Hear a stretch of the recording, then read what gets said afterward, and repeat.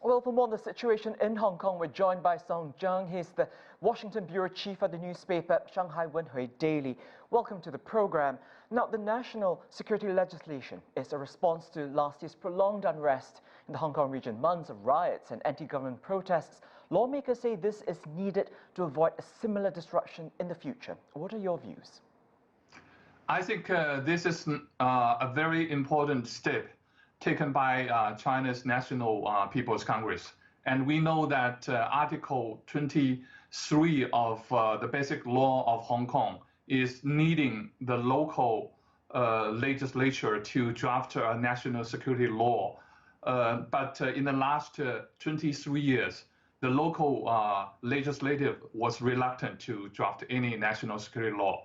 And we see the last couple of years, especially from last year, we can see the riots, the protests, a lot of violence taking place in Hong Kong's street. I think the central government of China is feeling it's very urgent that China should have a national security law to confront any kind of national security threat in Hong Kong. So I think this is a very important step.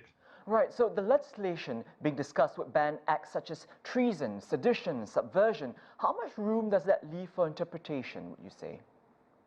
I think Chinese government and the National People's Congress will be trying to seek a balance between protecting China's national security concern and also to keep enough space for Hong Kong to enjoy a relatively different political system compared to China, because that is also one reason why Hong Kong in the last a couple of years became very prosperous economically.